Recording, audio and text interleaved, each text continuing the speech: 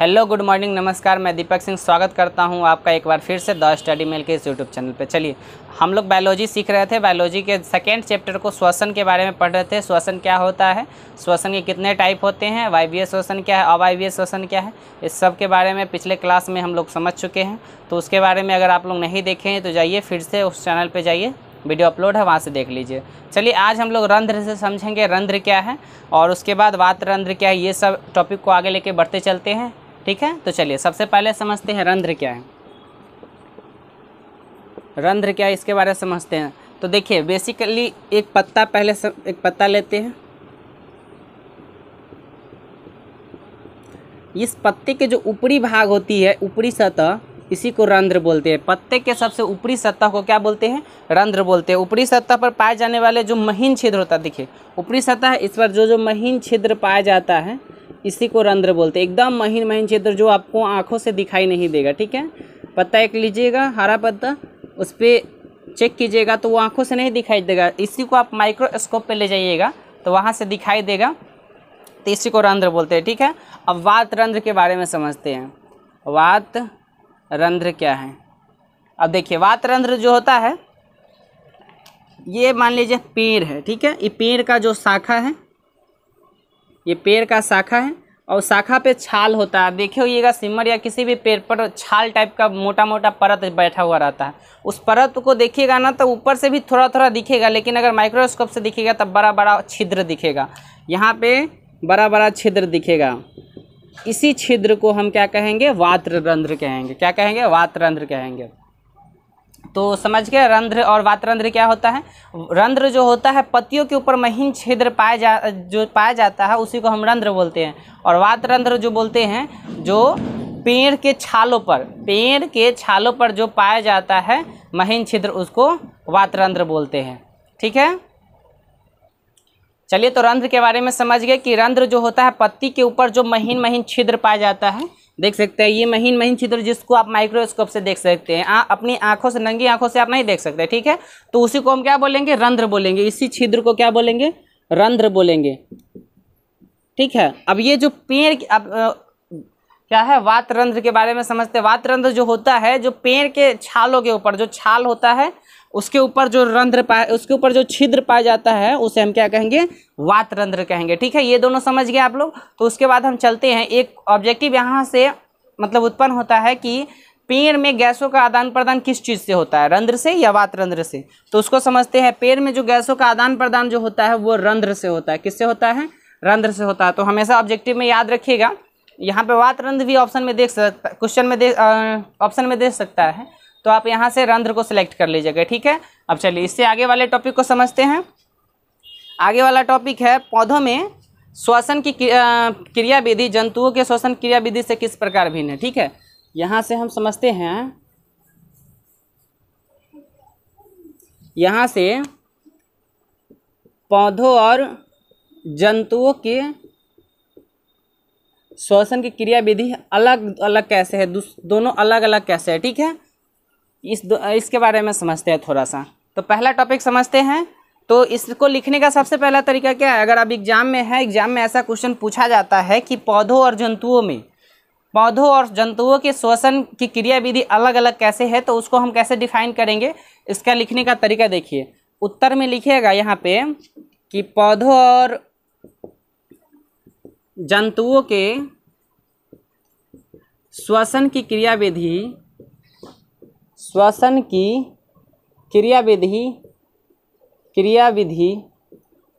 भिन्न है। क्या है, भिन्न है, जिसे नीचे दर्शाया गया, नीचे जिसे जो निम्नलिखित है, यहाँ पे जिसे हटा करके जो निम्नलिखित यहाँ पे कर सकते हैं, जो निम्नलिखित है। देखिए, ये लिखने से एक चीज़ इंप्रेशन क्या जमता है कि जो एग्जामिनर होगा, जो क्वेश्चन चेकने वाला, कॉपी चेकने वाला टीचर जो होगा, वो समझ जाएगा कि आप कुछ पढ़े लिखे हैं। यहाँ से ये उसको हिंट कर देता है कि बच्चा में दम है। ठीक है, तो इस तरीके का आप आंसर लिखिएगा तो अच्छा लगता है, देखने में भी अच्छा लगेगा, प्लस जो चेकेगा ना उसको थोड़ा सा इंप्रेशन बढ़ेगा। ठीक है, तो आप क्या कीजिए कि पौधों और जंतुओं में ऐसे बनाइए, इस तरह का डायग्राम बनाइए और पहला नंबर पे लिखिएगा। ठीक है, पहला नंबर में लिखिएगा, पौधों के प्रत्येक भाग जैसे तना, जड़, पत्ती में अलग अलग श्वसन होती है। जैसे हम बताए हैं पत्ती में, जो उस थोड़ा देर पहले आपको दिखाए हैं कि पत्ती में ऊपर जो छिद्र पाया जाता है जिसे रंध्र बोलते हैं, इसके द्वारा ये श्वसन करता है, ठीक है। अब फिर छाल में ये अलग अलग है, इसको वात रंध्र बोलते हैं, इसके द्वारा इसमें श्वसन होता है। यानी कि इसमें पौधों में जो है ना श्वसन की जो प्रति सिस्टम जो है, प्रक्रिया जो है अलग अलग है, ठीक है। पेड़ में अलग है, पत्ता में अलग है, ठीक है, तना में अलग है, इस सब में अलग अलग है, ठीक है। अब जंतु में लिखेंगे, जंतु में क्या है, जंतु में एक ही होता है। जंतुओं में क्या होता है, क्रिया विधि, श्वसन की क्रिया विधि नाक से होती है, ठीक है। वो एक ही जगह से श्वास ले सकता है, ठीक है ना। उसके बाद पौधों में जो है गैसों का परिवहन नहीं होता है, पौधों में गैसों का परिवहन नहीं होता है, ठीक है। अब केवल हम पौधों के बारे में पढ़ रहे हैं तो केवल पौधे के बारे में लिखेंगे, ठीक है। यहाँ जंतु के बारे में नहीं लिखेंगे तो भी हमेरा चलेगा, ठीक है। तो पौधों के बारे में दूसरा लिखिए। पहला तो इसमें लिखेंगे कि पौधों में श्वसन की क्रिया विधि जैसे जड़, तना, पत्ती में अलग अलग होता है, ठीक है। और दूसरा लिखिएगा, पौधों में गैसों का परिवहन नहीं होता है। यहाँ पे पौधों में गैसों का परिवहन नहीं होता है, ठीक है, नहीं होता है, इस तरीके से लिख देंगे। और अगला देखिए, अगला क्या लिखेंगे, अगला जो है पौधों में श्वसन की क्रिया विधि धीमी गति से संपन्न होती है। यहाँ लिखिएगा, धीमी गति से संपन्न होती है। पौधों में श्वसन की क्रिया विधि धीमी गति से संपन्न होती है, ठीक है, इस तरीके से लिखेंगे। अगला देखिए, और कुछ समझ लेते हैं और जान लेते हैं कि इसके बीच में अंतर क्या होता है, ठीक है। तो अगला देखिए, अगला में गैसों का आदान प्रदान जो है ना वात रंध्रों द्वारा होता है। इसमें लिखेंगे, गैसों का आदान प्रदान वात रंध्रों द्वारा होता है। किसके द्वारा होता है, वात रंध्रों द्वारा। यहाँ से समझिए कि जब गैस हम लेते हैं या छोड़ते हैं, जैसे ऑक्सीजन लिए, कार्बन डाइऑक्साइड छोड़े, पेड़ पौधा 12 घंटा ऑक्सीजन लेता है और 12 घंटा ऑक्सीजन छोड़ता है, ठीक है। कार्बन डाइऑक्साइड 12 घंटा लेता है, कार्बन डाइऑक्साइड 12 घंटा छोड़ता है। यहाँ पे कुछ पौधे अपवाद के रूप में हैं जो 24 घंटा ऑक्सीजन छोड़ते हैं, ठीक है, और केवल कार्बन डाइऑक्साइड ही लेते हैं, लेकिन थोड़ा अल्प मात्रा में जरूर वो ऑक्सीजन को भी ग्रहण करते हैं, ठीक है। तो चलिए, यहाँ से समझ गए कि गैसों का आदान प्रदान किसके द्वारा होता है, तो वात रंध्रों द्वारा होता है, ठीक है। अब देखिए, अब यहाँ से एक टॉपिक और इसके बारे में जान लेते हैं कि पौधों में ग्लूकोज का ऑक्सीकरण केवल रात को होता है। कब होता है, केवल रात में होता है, ठीक है। यहाँ से पौधों में ग्लूकोज का जो ऑक्सीकरण होता है केवल रात में होता है, ठीक है। यहाँ से ये भी समझ गए। आप जंतुओं के श्वसन क्रिया विधि को समझते हैं, अब इसके बारे में समझते हैं, ठीक है। केवल अभी हम पौधा के बारे में समझे हैं, अब केवल हम किसके बारे में समझेंगे, जंतुओं के बारे में समझेंगे, ठीक है। चलिए अब समझते हैं जंतुओं में जो श्वसन की क्रिया विधि होती है पौधों के श्वसन क्रिया विधि से किस तरीके से भिन्न होती है। यहाँ पे हेडिंग हो गया, जंतुओं में श्वसन की क्रिया विधि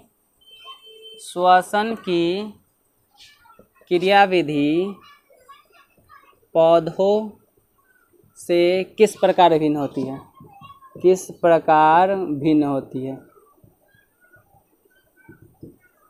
ठीक है। ये हमारा क्वेश्चन हो गया, ठीक है। अब उत्तर में क्या लिखेंगे, मैंने पहले ही आपको समझाया है कि उत्तर में एक चीज़ लिखना है, सिर्फ जो क्वेश्चन दिया हुआ है उसी को रिपीट कर देना है। क्या करना है, जंतुओं में श्वसन की क्रिया विधि पौधों में श्वसन की क्रिया विधि से निम्न प्रकार भिन्न है, यानी कि नीचे जो दिखाएंगे हम ना उसी प्रकार से भिन्न होगा, ठीक है। यहाँ से ये हेडिंग आपको उत्तर में दे देना है। उसके बाद पहला आपको यहाँ से समझना है कि पहला क्या है, पहला हम लोग समझेंगे, ठीक है।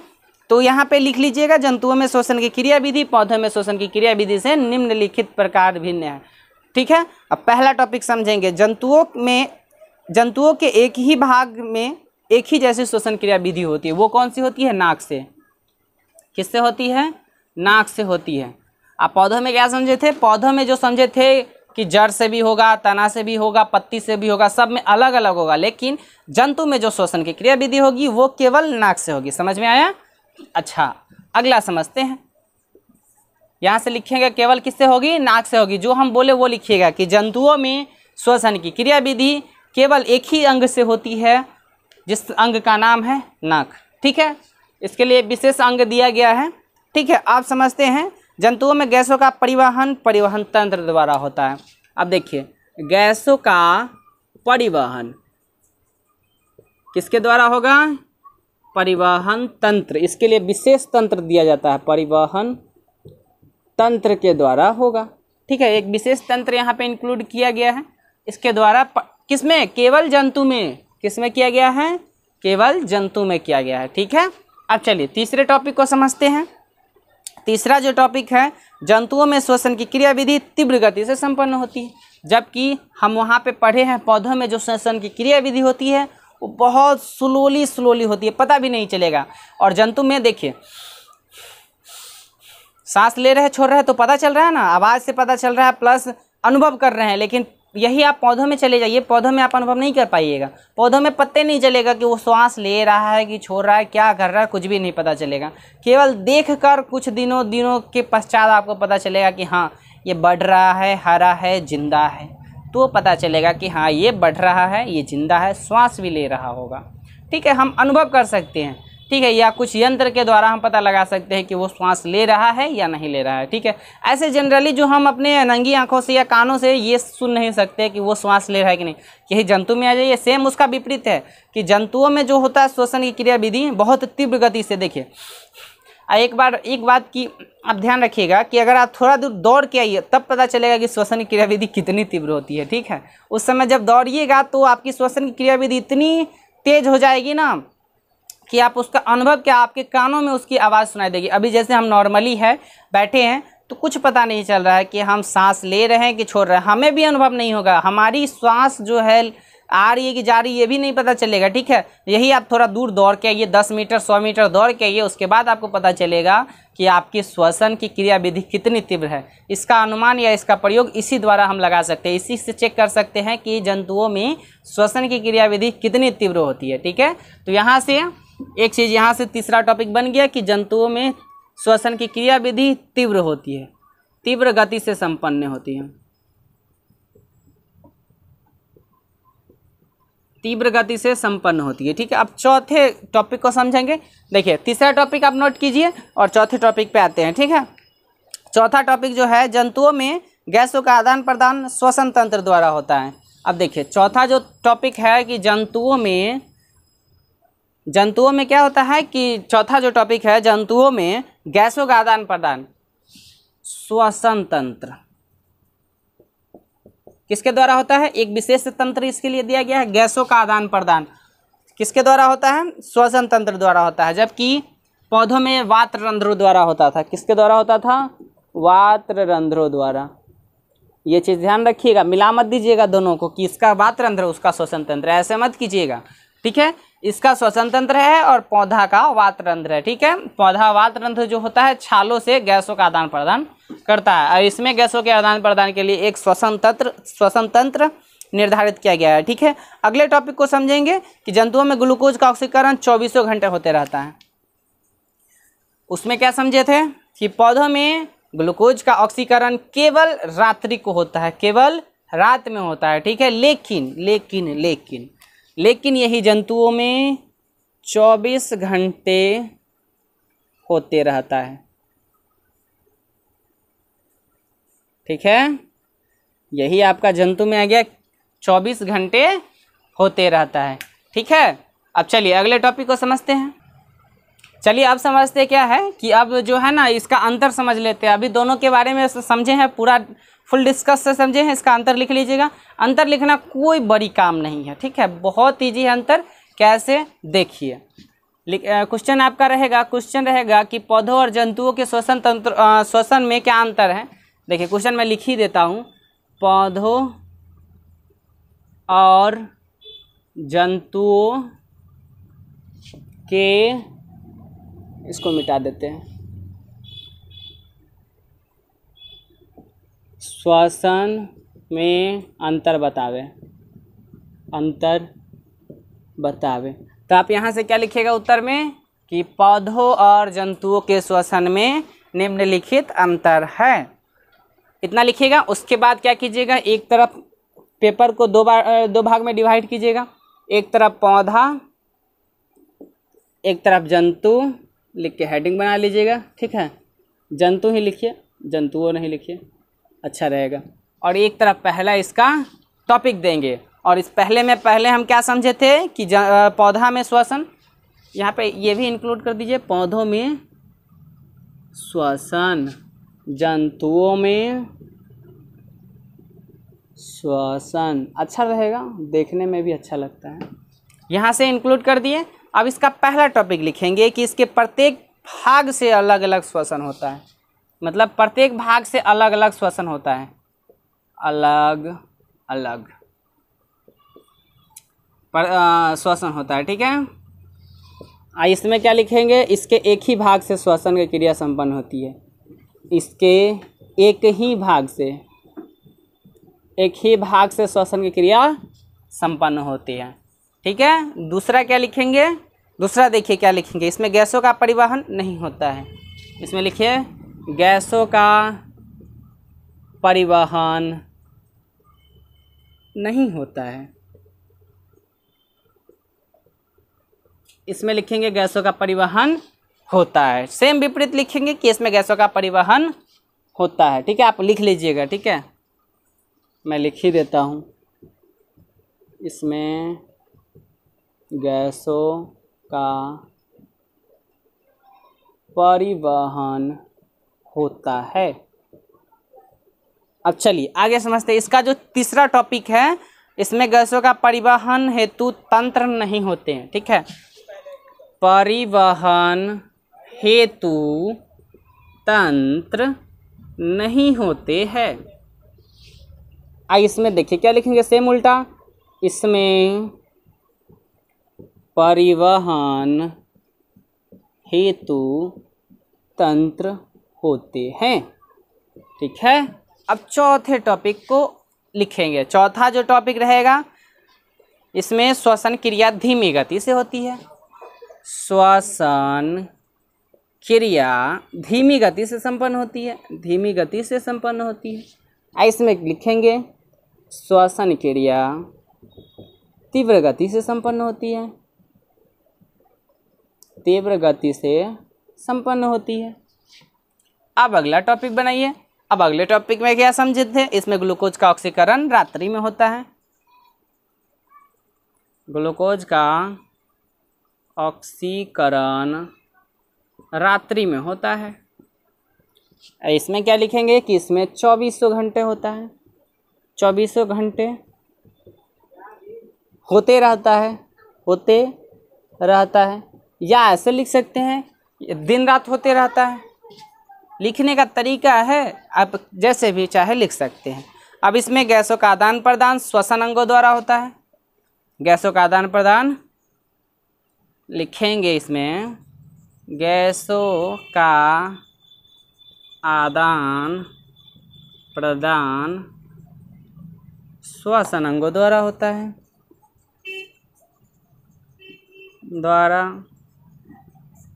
है, अब इसी का सेम उल्टा लिखेंगे कि इसमें गैसों का आदान प्रदान, देखिए इसमें गैसों का आदान प्रदान श्वसन अंगों द्वारा नहीं होता है, ठीक है। यहाँ पे एक चीज़ इंक्लूड कर लीजिए कि नहीं होता है, ठीक है, इसमें लिखना था, इसमें लिखा गया है। इसमें देखिए गैसों का आदान प्रदान श्वसन अंगों द्वारा होता है। चूँकि जंतु के पास श्वसन अंग प्रेजेंट रहता है, उपस्थित रहता है, इसलिए यह गैसों का आदान प्रदान श्वसन अंगों द्वारा होता है। लेकिन इसके पास, पौधों के पास श्वसन अंग नहीं होता, तो ये आदान प्रदान श्वसन अंग द्वारा नहीं कर सकता, ठीक है। यहाँ तक समझ गए, चलिए यहाँ तक समझ गए।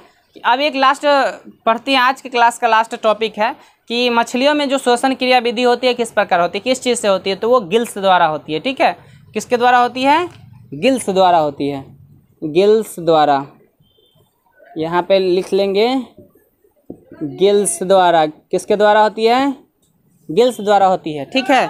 तो आज हम लोग समझ गए, यहाँ तक जो है समझ गए कि पौधों में और जंतुओं के श्वसन अंग में अंतर समझ गए। फिर इससे अगले टॉपिक को नेक्स्ट क्लास में लेके आगे बढ़ते चलेंगे, ठीक है ना। तो आज के लिए इतना ही रहने देते हैं, लेकिन इससे पहले एक आपसे रिक्वेस्ट है कि अगर आप चैनल पे हैं तो चैनल को सब्सक्राइब कीजिए, लाइक कीजिए और दोस्तों में शेयर कीजिए।